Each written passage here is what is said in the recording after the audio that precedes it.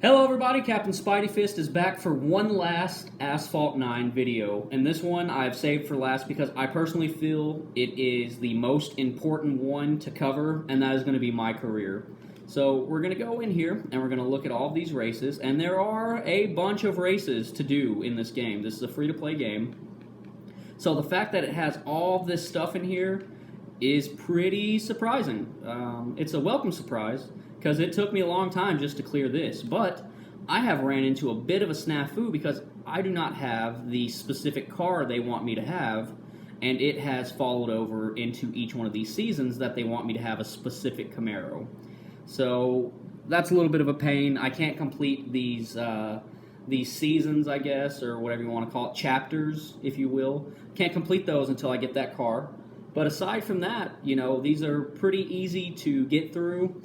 My suggestion is that when you get the car, or you get a car that goes into one of these specific classes, only ever rank up the car to the point that you need to make it into the race. So, if you have a race such as this, where you only need 15, 14, don't rank your car up to 17, 1800, because after this season, you might not even be able to use that car again, especially for the D-Class cars.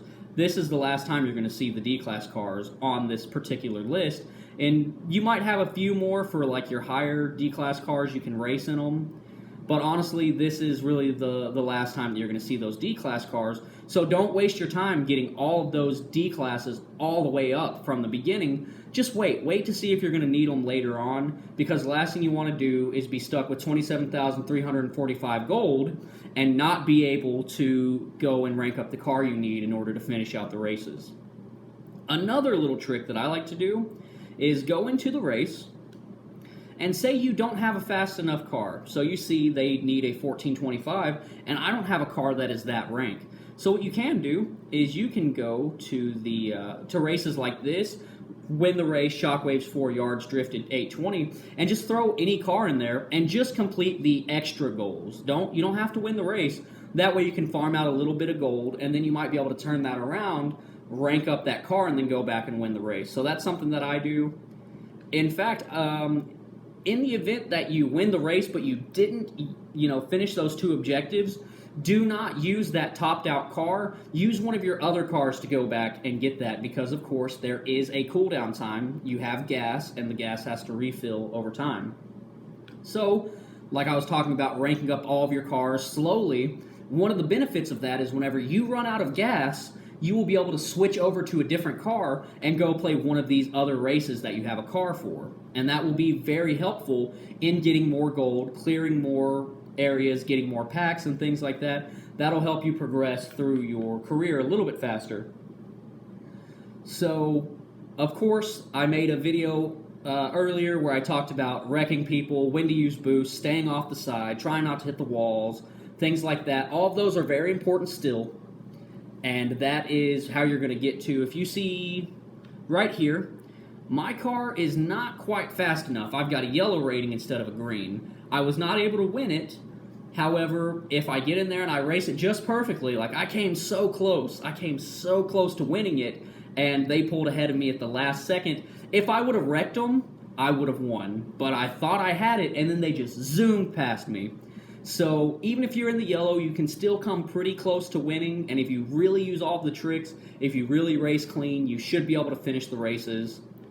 If you have a little green light here, that means that you have a car that's fast enough to finish that race. And if there's no light, that means you do not have any cars that are fast enough for it. So that doesn't mean you can't go in and look. Like I said, even if you don't have a car that's fast enough, you can still come in here and race any races that have anything other than win the race in order to get those gold rewards.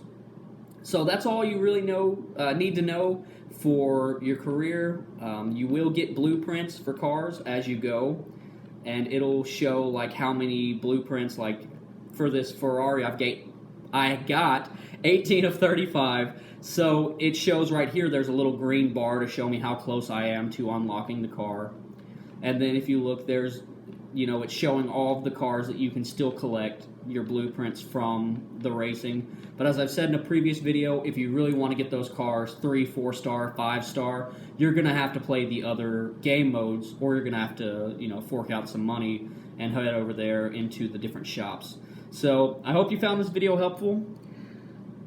Again, very important, do not pick one specific car and rank it up all the way, because if you do, you're going to end up with a car that you can't use, or you're going to have a car that's out of gas and you're sitting around waiting, for 15 minutes. Some of the cars are even upwards of like hour plus, waiting for that car to be ready for you to use it again, and it's going to put a damper on everything. And in the event that you've reached a point in career where you can't go any further, hop out of there, go play your daily events, go play your multiplayer. That way you can make up some of the time. And a personal favorite thing to do for me is all of my tokens I try to spend on gold. The cars that pop up in your shop here, your store, they get pretty expensive just for one blueprint. Now, if you're getting close and you have a bunch of them, like this is only 4 left to unlock. So if you had, the gold left over for it, and it does go up every time you purchase, it kicks it up a little bit more. But if you do have the, the gold left over, go ahead and unlock that car.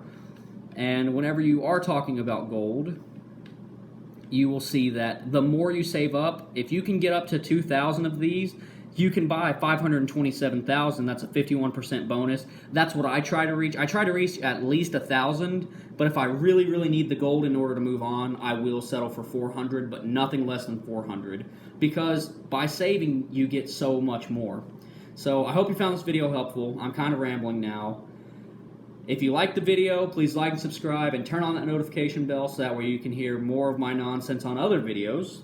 I'm Captain Spidey Fist, and I'm out of here.